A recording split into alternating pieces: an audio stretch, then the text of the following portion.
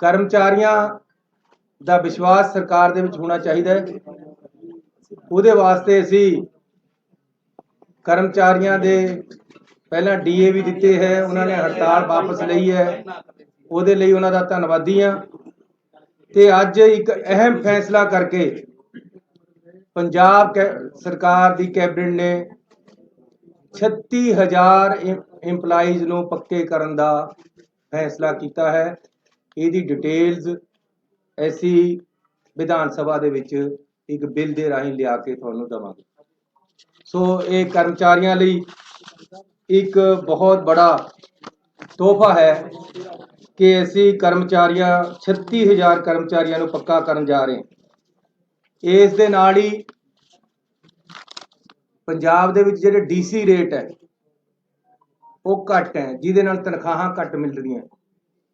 ਪੰਜਾਬ ਸਰਕਾਰ ਨੇ ਇਕੱਲੇ ਸਰਕਾਰੀ ਕਰਮਚਾਰੀਆਂ ਦੇ ਨਹੀਂ, ਪ੍ਰਾਈਵੇਟ ਦੇ ਵੀ ਮਿਨੀਮਮ ਵੇਜ ਹੈ ਜਿਹੜੇ ਉਹ ਵਧਾਉਣ ਦਾ ਫੈਸਲਾ ਕੀਤਾ ਹੈ ਤੇ 415 ਰੁਪਏ 99 ਪੈਸੇ ਪੰਜਾਬ ਸਰਕਾਰ ਜਿਹੜਾ ਰੇਟ ਹੈ 1 ਮਾਰਚ 2020 ਤੋਂ ਪਿੱਛੇ ਤੋਂ ਵਧਾਉਣ ਜਾ ਰਹੀ ਹੈ।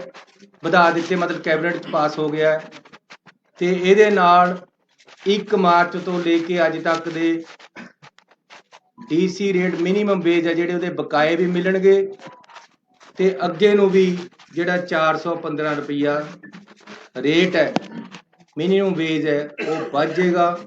ਇਹਦੇ ਨਾਲ ਆਊਟਸੋਰਸ ਖਾਸ ਤੌਰ ਤੇ ਜਿਹੜੇ ਜਿੰਨੇ ਮੁਲਾਜ਼ਮ ਹੈ ਜਾਂ ਫੈਕਟਰੀਆਂ ਦੇ ਵਿੱਚ ਜਿੰਨੇ ਮੁਲਾਜ਼ਮ ਲੱਗੇ ਹੋਏ ਆ, ਕੰਮ ਕਰਦੇ ਆ, ਪ੍ਰਾਈਵੇਟ ਕੰਮ ਕਰਦੇ ਆ, ਉਹਨਾਂ ਨੂੰ ਫਾਇਦਾ ਹੋਏਗਾ। ਜਿਹੜੀ ਸਾਡੀ ਸੋਚ ਸੀ ਕਿ ਬਹੁਤ ਘੱਟ ਤਨਖਾਹ ਮਿਲਦੀ ਹੈ, ਉਸ ਨੂੰ ਅਸੀਂ ਆਪਣੀ ਨੂੰ ਅੱਗੇ ਵਧਾ ਕੇ ਤਨਖਾਹ ਵਧਾਈ ਹੈ। ਪੰਜਾਬ ਦੇ ਵਿੱਚ ਹਮੇਸ਼ਾ ਇਹ ਗੱਲ ਰਹੀ ਹੈ ਕਿ ਰੇਤ ਮਾਫੀਏ ਦਾ ਰਾਜ ਹੈ। ਤੁਸੀਂ ਕਿਸੇ ਦਰਿਆ ਤੇ ਚਲੇ ਜਾਓ, ਪਹਿਲਾਂ ਜਿਹੜਾ ਰੇਤਾ 16 ਰੁਪਏ ਤੋਂ ਲੈ ਕੇ 22 ਰੁਪਏ ਤੱਕ ਨਦੀ ਜਾਂ ਦਰਿਆਵਾਂ ਦੇ ਵਿੱਚ ਵਿਕਦਾ ਸੀ, ਹਾਲਾਂਕਿ ਰੇਟ 9 ਰੁਪਏ ਸੀ। ਅੱਜ ਸਰਕਾਰੀ ਰੇਟ 9 ਰੁਪਏ ਹੈ। ਐਸੀ ਆਪਣੀ ਸਰਕਾਰ ਆਉਣ ਤੋਂ ਬਾਅਦ ਬਿਲਕੁਲ ਸਿੱਧਾ ਕਰਤਾ ਕੰਮ। ਤੁਸੀਂ ਕਿਸੇ ਦਰਿਆ ਤੇ ਚਲੇ ਜਾਓ, ਅੱਜ 9 ਰੁਪਏ ਰੇਤਾ ਮਿਲ ਰਿਹਾ, ਲੇਕਿਨ ਇਹ ਵੀ ਮਹਿੰਗਾ ਹੈ। ਇਸ ਕਰਕੇ ਅੱਜ ਅਸੀਂ ਫੈਸਲਾ ਕੀਤਾ ਹੈ ਕਿ ਹਰ ਦਰਿਆ ਜਾਂ ਖੱਡ ਤੇ ਰੇਤੇ ਦਾ ਰੇਟ 5 ਰੁਪਏ 50 ਪੈਸੇ ਹੋਏਗਾ। ਇਹਦੇ ਵਿੱਚ ਇਹ ਵੀ ਸਰਕਾਰ ਦੇ ਸਾਰੇ ਪੈਸੇ ਨਹੀਂ ਹੈ ਜਾਂ ਠੇਕੇਦਾਰ ਦੇ ਨਹੀਂ ਹੈ, ਇਹਦੇ ਵਿੱਚ ਜ਼ਿਮੀਂਦਾਰ ਜਿਹਦੀ ਜ਼ਮੀਨ ਦਰਿਆ, ਕਿਉਂਕਿ ਦਰਿਆ ਹੈ ਜਿਹੜਾ ਉਹ 90% ਜਾਂ 80% ਜ਼ਿਮੀਂਦਾਰਾਂ ਦਾ ਹੈ, ਉਹਦੀ ਮਾਲਕੀਅਤ ਜ਼ਿਮੀਂਦਾਰਾਂ ਦੀ ਹੈ। ਜਿਹਦੀ ਜ਼ਮੀਨ ਆ ਉਹ ਵੀ ਪੈਸੇ ਭਾਲਦਾ ਹੈ, ਉਹਨੂੰ ਵੀ ਪਹਿਲਾ ਰੇਟ ਮਿਲਦਾ ਹੈ। ਇਹਦੇ ਜ਼ਿਮੀਂਦਾਰ ਦੇ ਪੈਸੇ ਵੀ ਹੋਣਗੇ, ਇਹਦੇ ਵਿੱਚ ਭਰਾਈ ਵੀ ਹੋਏਗੀ। ਜਿਹੜੀ ਭਰਾਈ ਆ ਉਹ ਵੀ 5.5 ਰੁਪਏ 'ਚ ਹੋਏਗੀ। ਜਿਹੜਾ ਠੇਕੇਦਾਰ ਹੈ ਉਹ ਰਸਤਾ ਬਣਾ ਕੇ ਦੇਗਾ, ਗੱਡੀ ਕੋਈ ਫਸ ਗਈ ਉਹਨੂੰ ਕੱਢੇਗਾ, ਸਾਰਾ ਕੰਮ ਉਹਦਾ ਹੋਏਗਾ, ਸਿਸਟਮ ਉਹ ਚਲਾਏਗਾ, ਕੰਡਾ ਉਹ ਲਗਾਏਗਾ, ਭਰਤੀ ਉਹ ਕਰੇਗਾ। ਇਹ ਸਾਰਾ ਕੁਝ ਵਿੱਚੇ ਜ਼ਮੀਨ ਦੇ ਪੈਸੇ, ਵਿੱਚੇ ਭਰਾਈ, ਵਿੱਚੇ ਸਿਧਾਈ, ਸਾਰਾ ਕੁਝ 5.5 ਰੁਪਏ 'ਚ, ਜਿਹੜਾ 9 ਰੁਪਏ 'ਚ ਪਹਿਲਾਂ ਮਿਲਦਾ ਸੀ। ਸਰਕਾਰੀ ਰੇਟ 9 ਸੀ ਪਰ 16 ਤੋਂ 22 ਰੁਪਏ ਤੱਕ ਪਹਿਲਾਂ ਵਿਕਦਾ ਰਿਹਾ। ਪਹਿਲਾਂ ਮੈਂ ਐਕਸਪੈਰੀਮੈਂਟ ਕੀਤਾ ਕਿ ਕਿਆ ਜੇ ਮੈਂ ਮੁੱਖ ਮੰਤਰੀ ਬਣ ਗਿਆ, ਸਾਡੀ ਸਰਕਾਰ ਨਵੀਂ ਆ ਗਈ, ਕਾਂਗਰਸ ਦੀ ਸਰਕਾਰ ਆਈ ਦੁਬਾਰੇ ਤੋਂ, ਕਿਆ ਮੈਂ ਇਹ ਕਰ ਸਕਦਾ ਕਿ 9 ਰੁਪਏ ਪਰ ਵਿਕੇ। ਇਹ ਮੈਂ ਟੈਸਟ ਕੀਤਾ। ਉਹਦੇ ਵਾਸਤੇ ਸਾਰੇ ਐਸਐਸਪੀ ਡੀਸੀਆਂ ਨੂੰ ਬੁਲਾ ਕੇ ਮੀਟਿੰਗ ਕਰਕੇ ਕਿਹਾ ਕਿ ਜਾਂ ਮੈਂ ਨਹੀਂ ਹੈ ਜਾਂ 9 ਰੁਪਏ ਰੇਤਾ ਨਹੀਂ ਹੈ। ਅੱਜ ਕੋਈ ਪੰਜਾਬ ਦਾ ਬੰਦਾ ਹੱਥ ਖੜਾ ਕਰਕੇ ਕਹਦੇ ਕਿ ਦਰਿਆ ਤੇ 9 ਰੁਪਏ ਨਹੀਂ ਵਿਕਦਾ ਤਾਂ ਮੈਂ ਜ਼ਿੰਮੇਵਾਰ, ਲੇਕਿਨ ਕੱਲ ਤੋਂ 5.5 ਰੁਪਏ ਵਿਕੇਗਾ। ਪਹਿਲਾਂ 5-7 ਹਜ਼ਾਰ ਰੁਪਏ ਟਰੱਕ ਸਸਤਾ ਹੋ ਚੁੱਕਿਆ, ਕੱਲ ਨੂੰ ਤੁਸੀਂ ਦੇਖਿਓ ਕਿੱਥੇ ਜਾਣਾ ਹੈ। ਲੇਕਿਨ ਮੈਂ ਕਲੀਅਰ ਕਰ ਦੇਣਾ ਚਾਹੁੰਦਾ, ਕਈਆਂ ਨੂੰ ਕਨਸੈਪਟ ਦੇ ਵਿੱਚ ਕਲੈਰਿਟੀ ਨਹੀਂ ਹੁੰਦੀ। ਪਿੰਡਾਂ ਦੇ ਵਿੱਚ ਇਹ ਦਰਿਆ ਦੇ ਉੱਪਰ ਦਾ ਰੇਟ ਹੈ। ਉਸ ਤੋਂ ਬਾਅਦ ਟਰਾਂਸਪੋਰਟ ਹੈ ਜਿਹੜੀ, ਉਹਨਾਂ ਨਾਲ ਵੀ ਅਸੀਂ ਗੱਲ ਕਰ ਰਹੇ ਕਿ ਮਿਨੀਮਮ ਟਰਾਂਸਪੋਰਟ ਲੱਗੇ ਤਾਂ ਕਿ ਜਿਹਨੇ ਘਰ ਬਣਾਉਣਾ ਹੈ ਉਹਨੂੰ ਰੇਤਾ ਘੱਟ ਤੇ ਘੱਟ ਰੇਟ ਤੇ ਮਿਲੇ।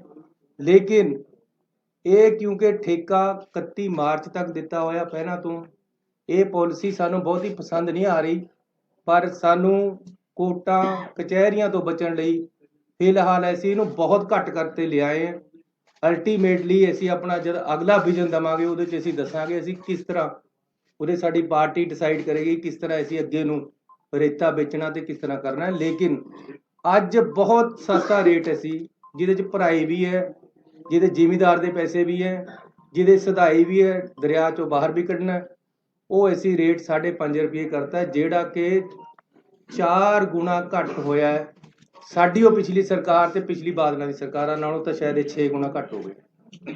ਸੋ ਇੱਕ ਵੱਡੀ ਰਾਹਤ ਦਿੱਤੀ। ਨਾਲ ਅੱਗੇ ਕਿਹਾ ਹੈ ਕਿ ਜ਼ਿਮੀਂਦਾਰ ਆਪਣੇ ਖੇਤ 'ਚੋਂ ਟਰਾਲੀ ਵੀ ਪਟਾਉਂਦਾ ਹੈ ਇੱਕ ਮਿੱਟੀ ਦੀ, ਜਾ ਕੇ ਜੀਪਾਂ ਲੈ ਕੇ ਖੜ ਜਾਂਦੇ ਕਿ ਜੀ ਲਿਆਓ ਰਿਓਲਟੀ। ਕਿਸੇ ਨੇ ਭਰਤ ਪਾਉਣਾ ਹੈ ਉਸ ਨੂੰ ਤੰਗ ਕਰਦੇ ਹੈ। ਐਸੀ ਇਹ ਕਰਤਾ ਹੈ ਕਿ ਮਿੱਟੀ ਕੋਈ ਜ਼ਿਮੀਂਦਾਰ ਆਪਣੇ ਖੇਤ 'ਚੋਂ ਪਟਾਉਂਦਾ ਹੈ। ਦੇਖੋ ਮੈਂ ਪਿੰਡਾਂ ਦੇ ਵਿੱਚ ਜਾਂਦਾ ਰਹਿੰਦਾ ਹੈ, ਪਿੰਡਾਂ 'ਚ ਕਿਹਾ ਕਿਸੇ ਨੇ ਵਿਆਹ ਕਰਨਾ ਹੈ ਤਾਂ ਤੰਗੀ ਹੁੰਦੀ ਹੈ, ਅਗਲਾ 2 ਫੁੱਟ ਮਿੱਟੀ ਚੁਕਾ ਦਿੰਦਾ ਹੈ, ਸਾਡੀ ਰਾਇਲਟੀ ਵਾਲੇ ਦੇ ਪੈਸੇ ਲੈ ਲੈਂਦੇ ਜਾ ਕੇ। ਹੁਣ ਅਸੀਂ ਬਿਲਕੁਲ ਕਲੀਅਰ ਕਰਤਾ ਹੈ ਕਿ ਕੋਈ ਜ਼ਿਮੀਂਦਾਰ ਆਪਣੀ 3 ਫੁੱਟ ਤੱਕ ਮਿੱਟੀ ਚੁਕਾਵੇ, ਕੋਈ ਪੈਸਾ ਨਹੀਂ ਲੈਣਾ ਕਿਸੇ ਨੇ, ਨਾ ਹੀ ਜਾਣਾ ਹੈ, ਨਾ ਕੋਈ ਮਨਜ਼ੂਰੀ ਦੀ ਲੋੜ ਹੈ। ਤੇ ਨਾਲ ਦੀ ਨਾਲ ਇੱਟਾਂ ਬੜੀਆਂ ਮਹਿੰਗੀਆਂ ਹੋ ਰਹੀਆਂ, ਉਹਦਾ ਇੱਕ ਬੜਾ ਕਾਰਨ ਇਹ ਹੈ ਕਿ ਉਹ ਮਾਈਨਿੰਗ ਪਾਲਿਸੀ ਲੱਗ ਜਾਂਦੀ ਉਹਦੇ ਤੇ, ਜਦੋਂ ਭੱਠੇ ਵਾਲਾ ਮਿੱਟੀ ਚੱਕਦਾ ਹੈ, ਜ਼ਿਮੀਂਦਾਰ ਤੋਂ ਭੱਠੇ ਵਾਲਾ ਮਿੱਟੀ ਲੈਂਦਾ, ਜ਼ਿਮੀਂਦਾਰ ਨੂੰ 4 ਪੈਸੇ ਆ ਜਾਂਦੇ 1 ਫੁੱਟ ਦੇ, ਲੇਕਿਨ ਅੱਧੇ ਪੈਸੇ ਮਾਈਨਿੰਗ ਵਾਲੇ ਲੈ ਜਾਂਦੇ। ਅੱਜ ਅਸੀਂ ਇਹ ਫੈਸਲਾ ਕਰ ਲਿਆ ਕਿ ਭੱਠਿਆਂ ਨੂੰ ਮਾਈਨਿੰਗ ਪਾਲਿਸੀ ਤੋਂ ਬਾਹਰ ਕਰ ਦੇਣਾ, ਜਿਹਦੇ ਨਾਲ ਭੱਠਾ ਵਾਲਾ ਜ਼ਿਮੀਂਦਾਰ ਨਾਲ ਸਿੱਧਾ ਕੰਟਰੈਕਟ ਕਰਕੇ ਉਦੋਂ ਮਿੱਟੀ ਲੈ ਲਵੇ, ਵਿੱਚ ਠੇਕੇਦਾਰੀ ਸਿਸਟਮ ਜਾਂ ਮਾਫੀਆ ਜਾਂ ਮਾਈਨਿੰਗ ਕੁਛ ਨਹੀਂ, ਫ੍ਰੀ ਹੋ ਗਿਆ ਇਹ ਕੰਮ ਪੰਜਾਬ 'ਚ ਅੱਜ ਤੋਂ ਬਾਅਦ। ਵੈਸੇ ਤਾਂ ਅਸੀਂ ਕਾਫੀ ਦਿਨਾਂ ਤੋਂ ਕਰ ਚੁੱਕੇ ਹਾਂ, ਲੇਕਿਨ ਅੱਜ ਤੋਂ ਬਾਅਦ ਤਾਂ ਜੇ ਕੋਈ ਮਿੱਟੀ ਵਾਲਾ ਭਰਤ ਪਾਉਣ ਜ਼ਿਮੀਂਦਾਰ ਮਿੱਟੀ ਚੁਕਾਉਂਦਾ ਕੋਈ ਤੰਗ ਕਰੇਗਾ ਤਾਂ ਮੈਂ ਜ਼ਿੰਮੇਵਾਰ ਹਾਂ, ਮੇਰਾ ਗਲਾ ਕੱਟਿਓ। ਜੇ 5.5 ਰੁਪਏ ਤੋਂ 1 ਪੈਸਾ ਵੀ ਰੇਤਾ ਵੱਧ ਵਿਕੇ ਤਾਂ ਮੈਂ ਜ਼ਿੰਮੇਵਾਰ ਹਾਂ। ਪਹਿਲਾਂ ਮੈਨੂੰ ਬਹੁਤ ਬੰਦੇ ਕਹਿੰਦੇ ਸੀ ਇਹ 9 ਰੁਪਏ ਵੀ ਨਹੀਂ ਤੁਸੀਂ ਕਰ ਸਕਦੇ, ਜੇ ਤਾਂ ਬਹੁਤ ਬੰਦੇ ਇਨਵੋਲਵ ਹੈ ਇਹਦੇ 'ਚ, ਪੁਲਿਸ ਇਨਵੋਲਵ ਹੈ ਇਹਦੇ 'ਚ, ਫਲਾਣਾ ਇਨਵੋਲਵ ਹੈ ਇਹਦੇ 'ਚ, ਢਿਮਕਾ 9 ਰੁਪਏ ਵਿਕ ਰਿਹਾ। ਇੰਪਲੀਮੈਂਟੇਸ਼ਨ ਜਿਹੜਾ ਲੀਡਰ, ਜਿਹੜੀ ਸਰਕਾਰ, ਜਿਹੜੀ ਪਾਰਟੀ ਰਾਜ ਨੂੰ ਚਲਾ ਰਹੀ ਹੈ ਉਹਦੀ ਵਿਲ ਤੇ ਹੈ। ਇਹ ਮੈਂ ਪਿਛਲੇ ਮੁੱਖ ਮੰਤਰੀਆਂ ਨੂੰ ਵੀ ਕਿਹਾ ਸੀ, ਜੇ ਸਾਡੀ ਕੈਬਨਿਟ, ਸਾਡਾ ਪਾਰਟੀ, ਸਾਡਾ ਮੁੱਖ ਮੰਤਰੀ ਚਾਹੁੰਦਾ ਕਿ ਜੀ ਇੰਪਲੀਮੈਂਟੇਸ਼ਨ ਕਾਨੂੰਨ ਦੀ ਹੋਵੇ ਤਾਂ ਹੁੰਦੀ ਹੈ। ਚੰਡੀਗੜ੍ਹ ਦੇ ਵਿੱਚ ਵੜਦੇ ਸਾਰੇ ਜੀ ਦੇਖਣ ਲੱਗ ਜਾਂਦੇ ਬੈਲਟ ਕਿੱਥੇ ਹੈ, ਇੰਪਲੀਮੈਂਟੇਸ਼ਨ ਹੈ ਚੰਡੀਗੜ੍ਹ 'ਚ ਕਾਨੂੰਨ ਦੀ। ਪੰਜਾਬ ਦੇ ਵਿੱਚ ਜੇ ਰੇਤਾ ਵੱਧ ਵਿਕਦਾ ਹੈ ਤਾਂ ਇੰਪਲੀਮੈਂਟੇਸ਼ਨ ਨਹੀਂ ਸੀ, ਵੰਡ ਕੇ ਖਾ ਰਹੇ ਸੀ ਉੱਪਰਲਾ ਪੈਸਾ। ਐਸੀ ਬਿਲਕੁਲ ਸਿੱਧਾ ਕਰਤਾ ਕੰਮ, ਕਿਸੇ ਦਰਿਆ ਪਰ ਚਲੇ ਜਾਓ। ਹੁਣ ਜੇ ਕਿਤੇ ਟਰਾਲੀਆਂ ਭਰ ਹੋ ਰਹੀਆਂ, ਕਿਤੇ ਮਿੱਟੀ ਚੱਕ ਹੋ ਰਹੀ ਹੈ ਤਾਂ ਉਹ ਮਾਫੀਆ ਨਹੀਂ ਹੈ, 5.5 ਰੁਪਏ 'ਚ ਵਿਕੇਗਾ ਔਰ ਸਹੀ ਰੇਟ ਦੇ ਵਿੱਚ ਵਿਕੇਗਾ। ਅਸੀਂ ਇਹ ਕਰਾਂਗੇ ਕਿ ਜਿੱਥੇ ਪਾਣੀ ਨਹੀਂ ਆਉਂਦਾ ਉੱਥੇ ਰੇਤਾ ਨਹੀਂ ਚੱਕਣਾ, ਕਿਉਂਕਿ ਉੱਥੇ ਫਿਰ ਖਦਾਨੇ ਬਣਨੇ, ਪਾਣੀ ਨੇ ਉਹਨੂੰ ਰੀਚਾਰਜ ਤਾਂ ਕਰਨਾ ਨਹੀਂ ਰੇਤੇ ਨੂੰ। ਇਸ ਕਰਕੇ ਜਿੱਥੇ ਜਿੱਥੇ ਪਾਣੀ ਆਉਂਦਾ, ਦਰਿਆਵਾਂ ਦੇ ਆਲਰੇਡੀ ਖੱਡਾਂ ਤੈਅ ਹੈ, ਹੋਰ ਵੀ ਕਰਾਂਗੇ, ਲੇਕਿਨ ਸਸਤਾ ਔਰ ਸਹੀ ਰੇਟ ਤੇ ਰੇਤਾ ਪਿੰਡਾਂ 'ਚ ਮਿਲੇਗਾ। ਮਿੱਟੀ ਦਾ ਕੋਈ ਮਾਫੀਆ ਨਹੀਂ ਹੋਏਗਾ, ਭੱਠੇ ਵਾਲਿਆਂ ਨੂੰ ਕੋਈ ਤੰਗ ਨਹੀਂ ਕਰੇਗਾ। ਇਸ ਤੋਂ ਇਲਾਵਾ ਇੱਕ ਫੈਸਲਾ ਅਸੀਂ ਹੋਰ ਅਹਿਮ ਲਿਆ ਕਿ ਜਿਹੜੇ ਪੰਜਾਬ ਦੇ ਇੰਸਟੀਟਿਊਸ਼ਨਲ ਟੈਕਸ ਪੰਜਾਬ ਤੇ ਲੱਗਿਆ ਹੋਇਆ ਸੀ, Punjab institutional and other buildings tax 2011 ਤੋਂ ਸੀ।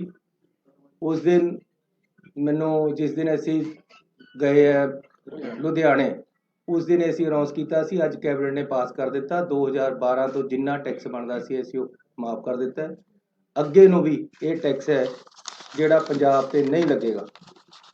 ਇਸ ਤੋਂ ਇਲਾਵਾ ਅਸੀਂ ਵਨ ਟਾਈਮ ਸੈਟਲਮੈਂਟ, ਜਿਹੜੀ ਕੰਪਾਊਂਡੇਬਲ ਬਿਲਡਿੰਗਸ ਹੈਗੀਆਂ, ਜਿਹੜੀਆਂ ਸ਼ਹਿਰਾਂ ਦੇ ਵਿੱਚ ਇਹ ਵੱਡੀ ਰਾਹਤ ਦੇ ਰਹੇ ਹੈ ਕਿ ਜਿਹੜੀਆਂ ਬਿਲਡਿੰਗਾਂ ਬਣ ਗਈਆਂ ਉਹਦੇ ਪਰ ਕਿਸੇ ਨੇ ਚਵਾਰਾ ਪਾ ਲਿਆ, ਕਿਸੇ ਨੇ ਹਾਈਟ ਜ਼ਿਆਦਾ ਵਧਾ ਲਈ, ਜਾਂ ਕਿਸੇ ਨੇ ਬਾਹਰ ਨੂੰ ਥੋੜਾ ਬਹੁਤਾ ਕੱਢ ਲਿਆ, ਜਿਹੜਾ ਕੁਝ ਕੰਪਾਊਂਡੇਬਲ ਹੈ ਉਹਨਾਂ ਨੂੰ ਅਸੀਂ ਰੇਟ ਵੀ ਘਟਾ ਦਿੱਤੇ ਆ 25%।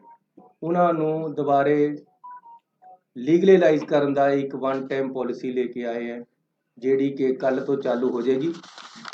ਇਸ ਦੇ ਨਾਲ ਇਹ ਸਾਡੇ ਅੱਜ ਦੇ ਐਲਾਨ ਹੈ, ਜਿਹੜੇ ਕਿ ਅਸੀਂ ਵੱਡੀ ਰਾਹਤ ਪੰਜਾਬ ਦੇ ਲੋਕਾਂ ਨੂੰ ਦਿੱਤੀ ਹੈ।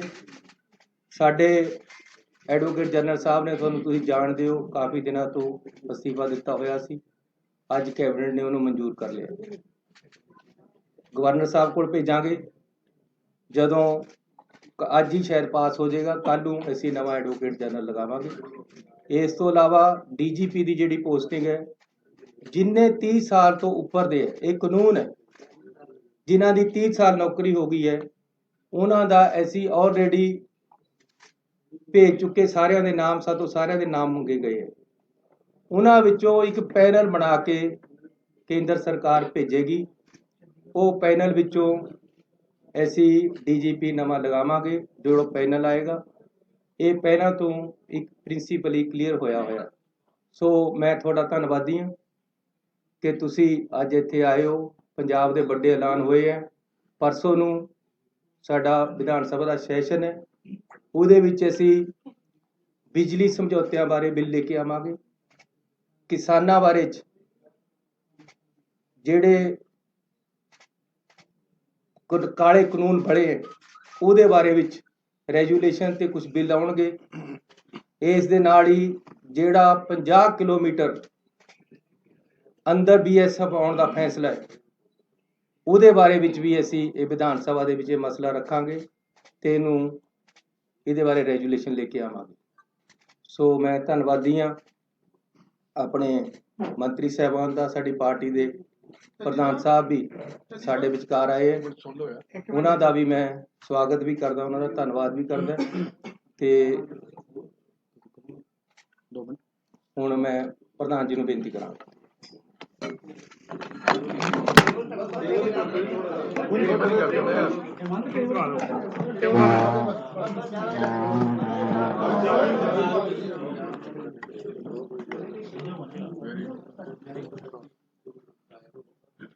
प्यारे दोस्तों, मुख्यमंत्री साहब, मेरे बहुत रिस्पैक्टेड कलीग्स, मैं बधाई देना CM साहब ਨੂੰ ਕਿ ਮੇਰੀ ਮਨ ਦੀ ਬਹੁਤ ਵੱਡੀ ਤਾਂਘ ਸੀ ਇਹ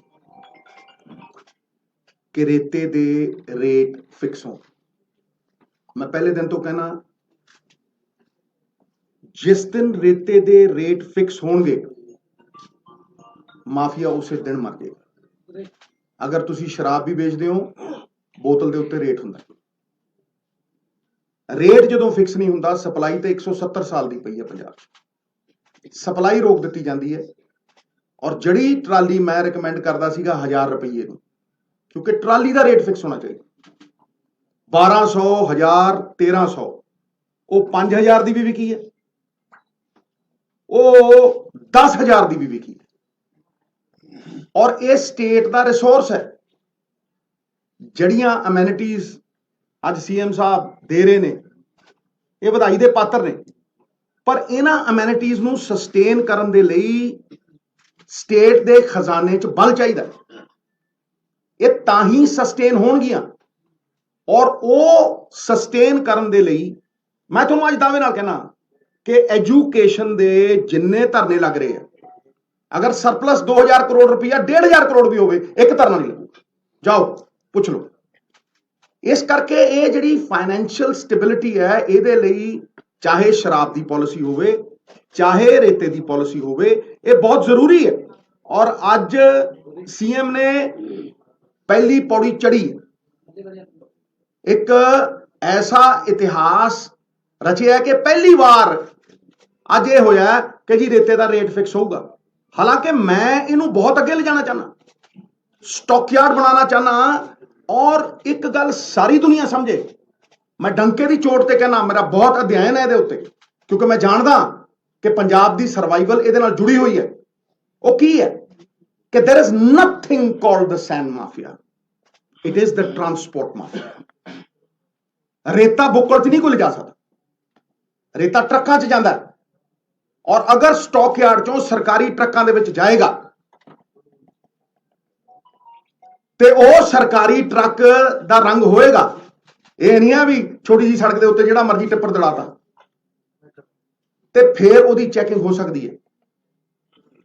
ਰੇਟ, ਵੇਟ ਤੇ ਡੇਟ 2015 ਦੇ ਵਿੱਚ ਨੋਟੀਫਿਕੇਸ਼ਨ ਹੋਈ ਅਕਾਲੀ ਸਰਕਾਰ 'ਚ ਕਿ ਜਿਹੜੇ ਟਰੱਕ ਤੇ ਡੇਟ, ਰੇਟ ਔਰ ਵੇਟ ਨਹੀਂ ਹੈ ਉਹਨੂੰ ਇੰਪਾਊਂਡ ਕੀਤਾ ਜਾਏ।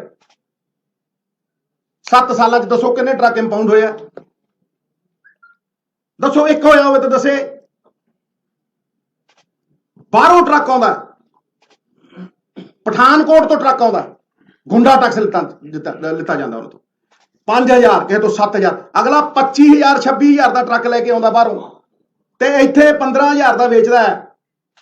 ਠੀਕ ਹੈ, ਉਹ ਫਿਰ ਪ੍ਰੋਫਿਟ ਚਾਹੁੰਦਾ, ਤੇ ਕਿਉਂ ਨਾ ਉਹ 7000 GST ਦੇ ਰੂਪ ਦੇ ਵਿੱਚ ਅਸੀਂ ਐਕਸੈਪਟ ਕਰੀਏ ਬਈ, ਤੇ 300 ਕਰੋੜ ਰੁਪਇਆ ਸਾਲ ਕਿਉਂ ਨਾ ਲਵਈਏ। ਇਸੇ ਤਰ੍ਹਾਂ ਜਿਸ ਤਰ੍ਹਾਂ ਮੈਂ ਰੇਤੇ ਦੀ ਗੱਲ ਕਰ ਰਿਹਾ, ਜਿੱਦਣ ਰੇਤੇ ਦੇ ਰੇਟ ਫਿਕਸ ਹੋ ਗਏ 170 ਸਾਲ ਦਾ, ਤੁਹਾਨੂੰ ਮੈਂ ਉਦਾਹਰਣ ਦੇ ਰਿਹਾ, ਚੈੱਕ ਕਰੋ। ਅਕਾਲੀ ਸਰਕਾਰ ਨੇ ਇੱਕ ਸਾਲ ਦੇ ਵਿੱਚ ਲਗਾਤਾਰ 10 ਸਾਲ ਚੋਰੀ ਦੀ ਇੰਤਹਾ ਦੇਖੋ, ਲਗਾਤਾਰ 10 ਸਾਲ ਹਰ ਸਾਲ ਐਵਰੀ ਈਅਰ 40 ਕਰੋੜ ਰੁਪਈਆ ਜਮ੍ਹਾਂ ਕਰਾਇਆ ਇੱਕ ਸਾਲ ਦਾ, ਤੇ ਤੇਲੰਗਾਨਾ ਇੱਕ ਹਫ਼ਤੇ 'ਚ 47 ਕਰੋੜ ਰੁਪਈਆ ਕਮਾਉਂਦਾ ਇੱਕ ਦਰਿਆ ਤੋਂ। ਲਓ ਜਿੱਥੇ ਮਰਜ਼ੀ ਬਹਾਲ। ਇਹ ਕੀ ਹੈ?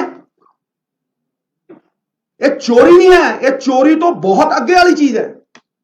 2400 ਕਰੋੜ ਰੁਪਈਆ ਤੇਲੰਗਾਨਾ ਨੇ 2014 ਚੋਂ ਉਹ ਅੱਡ ਹੁੰਦੇ ਨੇ ਆਂਧਰਾ ਪ੍ਰਦੇਸ਼ ਤੋਂ, ਤੇ ਪਹਿਲੇ 3.5 ਸਾਲਾਂ ਦੇ ਵਿੱਚ 2400 ਕਰੋੜ ਰੁਪਈਆ ਕਮਾਉਂਦੇ ਨੇ, ਤੇ ਅਕਾਲੀ ਸਰਕਾਰ 10 ਸਾਲਾਂ ਦੇ ਵਿੱਚ 400 ਕਰੋੜ ਰੁਪਈਆ ਜਮ੍ਹਾਂ ਕਰਾਉਂਦੀ ਹੈ। 4 ਦਰਿਆ, 1300 ਕਿਲੋਮੀਟਰ ਦਰਿਆ, ਤੇ 40 ਕਰੋੜ ਰੁਪਈਆ ਸਾਲ, ਤੇ ਤੇਲੰਗਾਨਾ 300 ਕਿਲੋਮੀਟਰ ਦਰਿਆ ਤੇ 47 ਕਰੋੜ ਰੁਪਈਆ ਹਫ਼ਤੇ ਦਾ। ਕੋਈ ਮੇਲ ਹੈ? ਇਹ ਸਟੇਟ ਦੇ ਰਿਸੋਰਸਿਸ ਨੇ ਸਾਹਿਬ, ਇਹ ਸਟੇਟ ਦੇ ਰਿਸੋਰਸਿਸ ਨੇ। ਇਹ ਜਦ ਤੱਕ ਖਜ਼ਾਨੇ 'ਚ ਨਹੀਂ ਆਉਣਗੇ, ਔਰ ਮੈਂ ਵਿਸ਼ਵਾਸ ਦਿਵਾਉਣਾ ਤੁਹਾਨੂੰ ਕਿ ਇਸੇ ਸਹਿਯੋਗ ਦੇ ਨਾਲ, ਇੱਕ ਪਾਲਿਸੀ ਨਾਲ ਬੈਠ ਕੇ ਆਪਣੇ ਕੋਲੀਗਸ ਦੇ ਸਹਿਯੋਗ ਦੇ ਨਾਲ 500 ਵਾਅਦੇ ਨਹੀਂ ਹੋਣੇ ਐਤਕੀ। ਇੱਕ ਰੋਡ ਮੈਪ ਹੋਏਗਾ, ਛੋਟਾ ਰੋਡ ਮੈਪ ਹੋਏਗਾ, ਔਰ ਵਾਅਦਿਆਂ ਨੂੰ ਕਟੇਲ ਕਰਕੇ ਉਨੇ ਹੀ ਰੱਖਾਂਗੇ ਜਿਹੜੇ ਵਿਸ਼ਵਾਸ ਦੇ ਪਾਤਰ ਹੋਣ। ਨਵਜੋਤ ਸਿੰਘ ਸਿੱਧੂ ਅਗਰ ਸੱਤਾ ਹੰਡਾਉਣੀ ਹੁੰਦੀ, ਕੁਰਸੀਆਂ ਹੀ ਹੰਡਾਉਣੀਆਂ ਹੁੰਦੀਆਂ, ਤੇ ਪੰਜਾਬ ਖਾਤਰ ਨਾ ਲੜਦਾ। ਫਿਰ ਜਿਹੜੀ ਮੇਰੀ ਲੜਾਈ ਹੈ ਉਹ ਕੋਈ ਨਿੱਜੀ ਲੜਾਈ ਨਹੀਂ, ਇਹ ਰੇਤੇ ਦੀ ਲੜਾਈ ਵੀ ਮੇਰੀ ਕੋਈ ਨਿੱਜੀ ਲੜਾਈ ਨਹੀਂ। ਅੱਜ ਮਾਹੌਲ ਬਦਲਿਆ, ਇੱਕ ਬਦਲਾਵ ਦੀ ਪਰਿਸਥਿਤੀ ਹੈ, ਲੇਕਿਨ ਇਹਨੂੰ ਪੱਕੇ ਪੈਰ ਅਗਰ ਸਸਟੇਨ ਕਰਨਾ ਅਸੀਂ 5 ਸਾਲ, ਤੇ ਇਹਨਾਂ ਰਿਸੋਰਸਿਸ ਨੂੰ ਸਾਨੂੰ ਯੂਟਿਲਾਈਜ਼ ਕਰਨਾ ਪਏਗਾ। ਔਰ ਆਉਣ ਵਾਲਾ ਸਮਾਂ ਸਾਡਾ ਚੋਖਾ ਹੀ ਚੋਖਾ।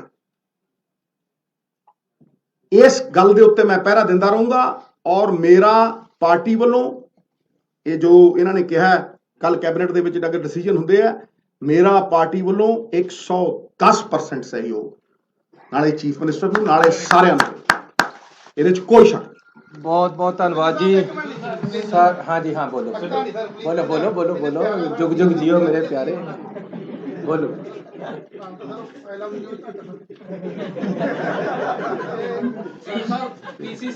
जे प्रेस ते सरकार ते ओपोजिशन सारे जाने सूबे वास्ते तकड़े होके काम करिए। तुसी चौथा पिलर हो, थोड़े सहयोग और थोड़िया जी आलोचनावां दोनों चाहिए, क्योंकि तुसी आलोचना नहीं करोगे मैनू समझ नहीं आएगी कि मैं कितने गलत है। मैं आलोचना नू हमेशा वेलकम करदा। ये ठीक है कि साडे काम दे विच आलोचना है नहीं हो रही,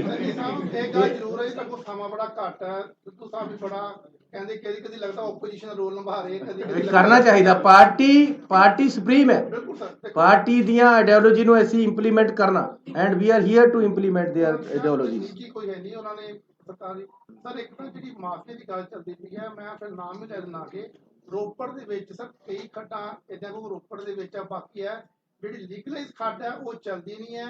ਜਿਹੜੇ ਪੋਲੀਟੀਸ਼ੀਅਨ ਹੈ ਜਾਂ ਸਾਡੇ ਸਪੋਕ ਕਾਰਡ ਜਿਹੜੇ ਸਾਡੇ ਕੋਈ ਲੀਡਰਸ ਨੇ ਉਹਨਾਂ ਦੀ ਸ਼ਹਿਰ ਨਾਲ ਚੱਲਦੀ ਹੈ। ਜਿਹੜੀ ਜਿਹੜੀ ਲੀਡਰ ਜਿਵੇਂ ਆਮ ਰੋਪੜ ਦੇ ਵਿੱਚ ਇੱਕ ਟੌਪ ਲੀਡਰ ਤੁਹਾਡੇ ਸੱਤਾਰੂਰ ਦੇ ਵਿੱਚ ਨਾਮ ਵੱਜਦਾ ਹੈ, ਉਹ ਸਰ ਕੀ ਜਿਹੜੀਆਂ ਲੀਗਲਾਈਜ਼ ਜਿਹੜੀਆਂ ਰੁਕੀਆਂ ਹੋਈਆਂ ਇਲੀਗਲ ਚੱਲਦੀਆਂ ਪਈਆਂ ਨੇ, ਉਹ ਉਹਦੇ ਵਾਸਤੇ ਕੋਈ ਮੈਕੈਨਿਜ਼ਮ ਕੋਈ ਸਰ ਤੁਸੀਂ ਮੈਨੂੰ ਦੱਸੋ 9 ਰੁਪਏ ਤੇ ਘੱਟ ਜੇ ਇੱਕ ਵੀ ਇਲੀਗਲ ਚੱਲਣ ਨਹੀਂ ਦਵਾਂਗਾ। ਨੰਬਰ 1 ਹੁਣ 5.5 ਤੋਂ 1 ਪੈਸਾ ਵੱਧ ਨਹੀਂ ਵਿਕਣ ਦਵਾਂਗਾ।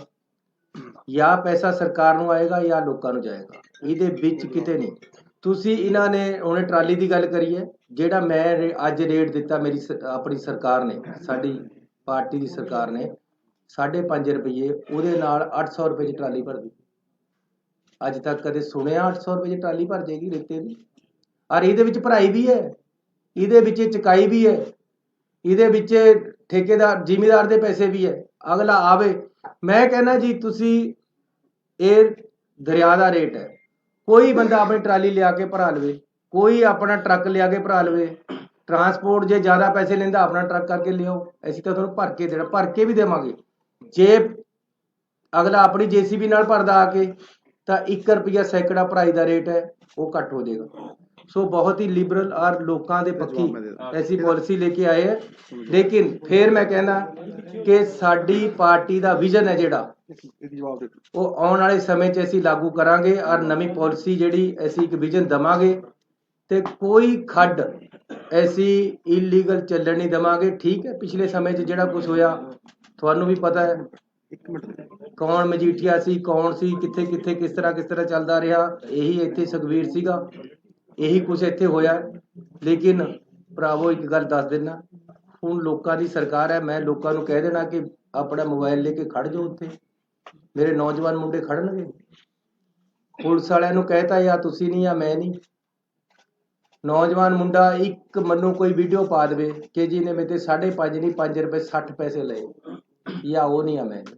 ਬਹੁਤ ਧੰਨਵਾਦ। ਮੈਂ ਇੱਕ ਮਿੰਟ ਇਸ ਗੱਲ ਦਾ ਜਵਾਬ ਦੇਣਾ, ਇਸ ਗੱਲ ਦਾ ਜਵਾਬ ਦੇਣਾ, ਮੈਂ ਤੁਹਾਨੂੰ ਜਵਾਬ ਦੇਣਾ। ਮੈਂ ਦੇਖੋ ਰੋਪੜ ਕੀ ਹੋ ਰਿਹਾ ਕੀ ਨਹੀਂ ਹੋ ਰਿਹਾ ਨਿੱਜੀ ਤੌਰ ਦੇ ਉੱਤੇ ਇਹ ਤੁਸੀਂ ਤਹਿਕੀਕਾਤ ਕਰੋ, ਜੇ ਪ੍ਰੂਫ ਹੈਗਾ ਤਾਂ ਦਿਓ, ਠੀਕ ਹੈ। ਮੈਂ ਤੁਹਾਨੂੰ ਇੰਨਾ ਕਹਿਣਾ ਚਾਹੁੰਦਾ ਔਰ ਡੰਕੇ ਦੀ ਚੋਟ ਤੇ ਕਹਿਣਾ ਚਾਹੁੰਦਾ, ਇਹ ਜੋ ਕੁਝ ਸ਼ਰਾਬ 'ਚ ਹੋਇਆ, ਜੋ ਕੁਝ ਰੇਤੇ 'ਚ ਹੋਇਆ, ਇਹ ਇੱਕ ਕਾਰਟਲ ਕਰਕੇ ਹੋਇਆ। ਕਾਰਟਲ ਠੇਕੇਦਾਰੀ 'ਚ ਬਣਦਾ,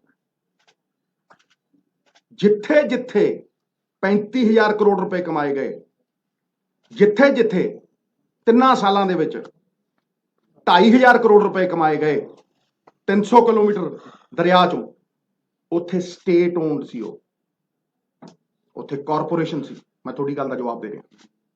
ਸਵਾਲ ਇਹ ਹੈ ਕਿ ਮਹਾਰਾਜ ਪਾਪੀ ਨਹੀਂ ਮਾਰਨੇ, ਪਾਪ ਮਾਰਨਾ। ਇੱਕ ਸਿਸਟਮ ਐਸਾ ਹੈ ਜਿਹੜਾ ਕਹਿੰਦਾ ਆ ਹੁਣ ਮੇਰੇ ਨਾਲ ਰਲ, ਜਦੋਂ ਤੂੰ ਚੋਰ ਹੋ ਗਿਆ ਤੇ ਤੈਨੂੰ ਨਾਲ ਰਲਾਵਾਂਗਾ। ਸੁਣੋ ਮੈਂ ਮੇਰੀ ਗੱਲ ਪੂਰੀ ਕਰਨੇ ਮਿੱਤਰਾ, ਪੂਰੀ ਕਰਨੇ। ਸਿਸਟਮ ਜਦੋਂ ਉਹ ਹੋਇਆ ਸਟੇਟ ਓਨਡ, ਚਾਹੇ ਸ਼ਰਾਬ ਹੋਵੇ ਤੇ ਚਾਹੇ ਰੇਤਾ ਹੋਵੇ, ਕਿਸੇ ਦਾ ਵਾਸੀ ਨਹੀਂ ਚੱਲਣਾ, ਕਿਉਂਕਿ ਉਹ ਸੂਬੇ ਦਾ। ਫਿਰ ਸ਼ਰਾਬ ਦੀ ਬੋਤਲ ਵੀ ਜੇ ਅੱਧਾ ਕਿਲੋਮੀਟਰ ਤੁਰੀ ਤੇ ਪਤਾ ਲੱਗੂ, ਉੱਤੇ ਚਿੱਪ ਲੱਗੀ ਹੋਊ। ਇਹ ਨਹੀਂ ਹੈ ਵੀ ਰਾਤ ਨੂੰ ਕਦੇ ਕਿੱਧਰ ਨੂੰ ਚਲੀ ਗਈ ਤੇ ਕਦੇ ਕਿੱਧਰ ਨੂੰ ਚਲੀ ਗਈ ਤੇ ਕਦੇ ਕਿਹਦੇ ਦਾ ਤੇ ਕਦੇ ਕਿਸੇ ਦਾ।